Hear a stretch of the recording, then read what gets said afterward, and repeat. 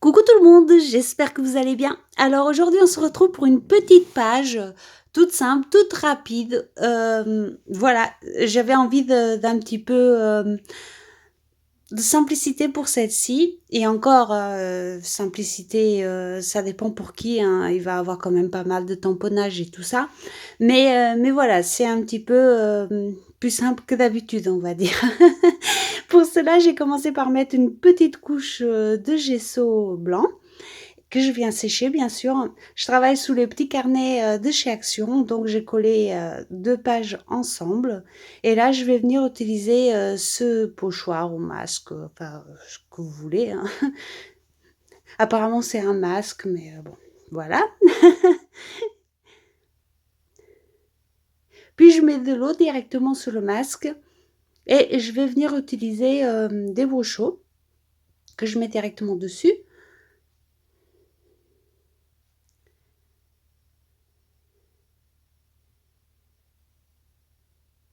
Évidemment, ici, je cherchais pas à obtenir quelque chose de net, hein, je voulais quelque chose, qu'on voit un petit peu le pochoir, mais sans que ce soit forcément, très net.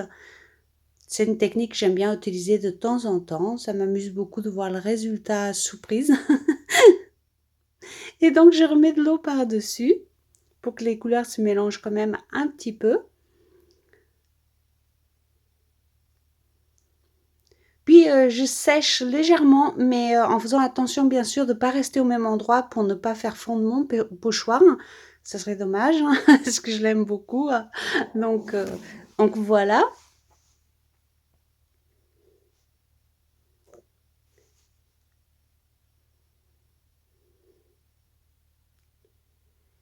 Puis je viens retirer, le pochoir et je vais venir le déposer sur une autre page d'un autre carnet à l'envers. Comme ça je commence un fond pour une prochaine fois.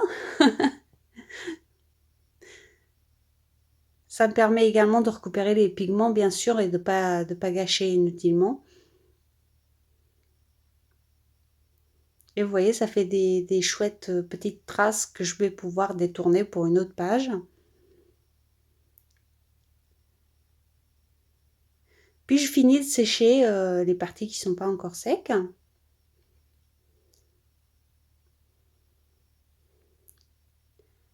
Là, je prends une pochette en plastique et je vais venir déposer directement du brochot dessus.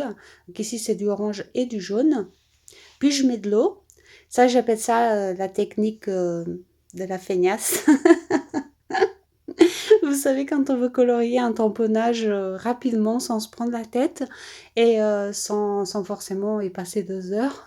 Donc, du coup, quand je fais cette technique-là, je dis toujours que c'est la technique de la feignasse. Ça me correspond bien pour ce type de choses parce que c'est vrai que je suis pas hyper patiente pour faire de l'aquarelle sur les dessins ou sur les tamponnages. Et là, c'est vrai que ça va super vite et que j'aime quand même beaucoup le résultat. Donc voilà.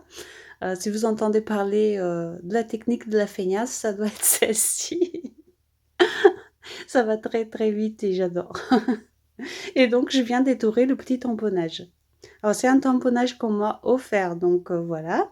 Je vous le dis comme ça, je me rappelle plus. Je crois que je savais d'où il venait, quelle marque c'était, mais je me rappelle plus. Donc voilà, vous devez connaître sûrement.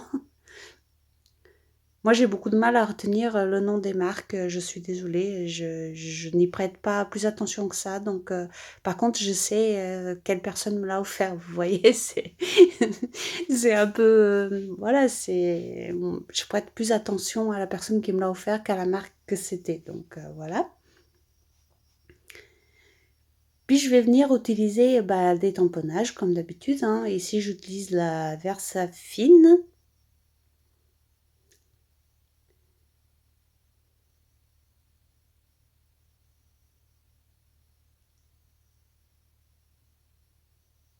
Et puis, j'associe mes tamponnages comme d'habitude.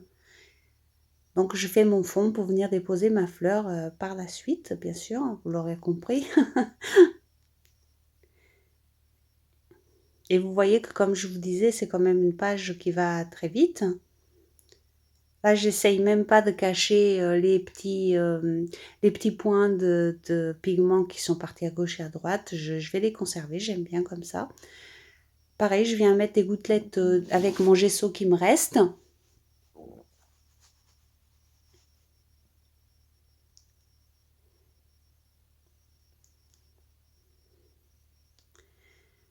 Puis j'ai décidé de rajouter une petite bestiole là. Ce petit tampon, je l'ai eu chez Action. Euh, C'était le seul de la série que je voulais et j'ai tout retourné pour le trouver et c'était le seul qui restait. J'étais trop contente de l'avoir trouvé. Vous savez que j'aime bien ces petites bestioles comme ça. Et du coup, quand j'ai vu qu'il restait un tout seul, je dis, il m'attendait, c'est forcé. J'étais trop contente, hein, voilà. Et donc, je vais venir mettre pareil de la poudre dessus et de l'eau.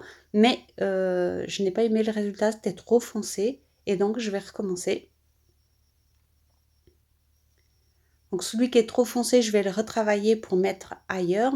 Mais pour ici, je voulais quelque chose d'un petit peu plus clair, que ça ressorte un petit peu plus sur la page. Et donc, j'utilise exactement la même couleur, mais avec la même méthode que la fleur. Ce qui va me donner quelque chose de beaucoup plus clair et beaucoup plus lisible.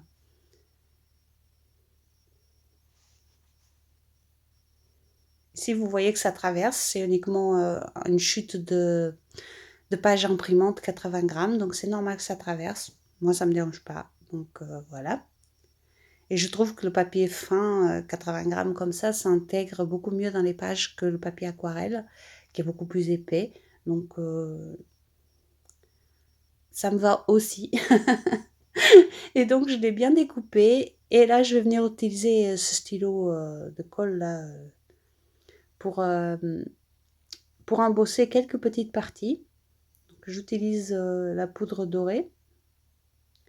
Alors, ces poudres à embosser, c'est celles qui viennent de chez Action, hein. J'en ai une seule de chez Lindy's, mais sinon les autres viennent de chez Action.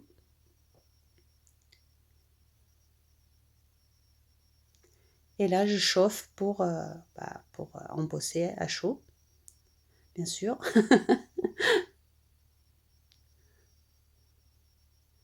Et j'aime beaucoup le résultat de ce côté brillant sur la bestiole.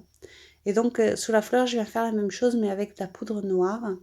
Donc, j'en mets que quelques petits traits par-ci, par-là.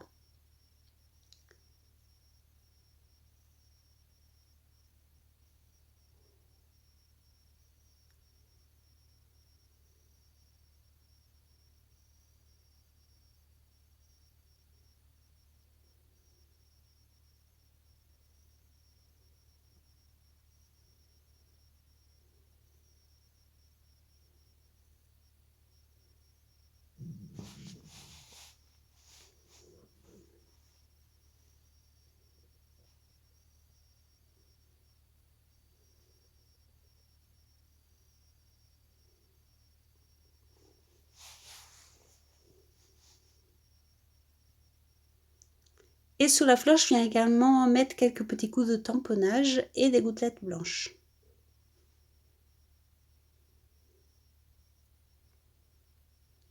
Puis je vais mettre de l'écriture en dessous, là où je vais coller.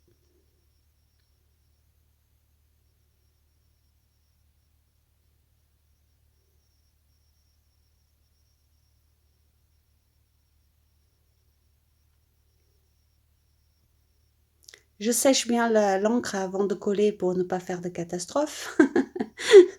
Et puis je vais venir assembler ma bestiole et ma fleur sur ma page.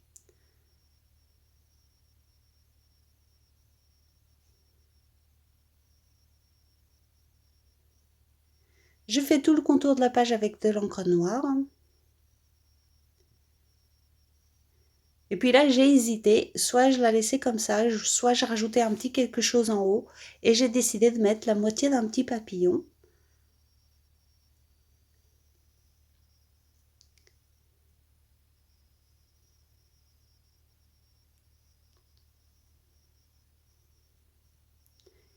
Et je complète mes tamponnages.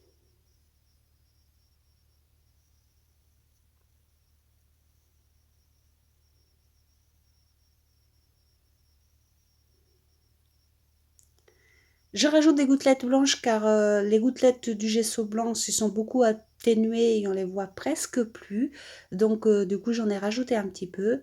Et là je vais venir utiliser cette planche autocollante de mots euh, que j'aime beaucoup, mais je peux l'utiliser que sur des petites pages parce qu'ils sont quand même assez petits et je trouve qu'ils se perdent très vite sur des grandes pages.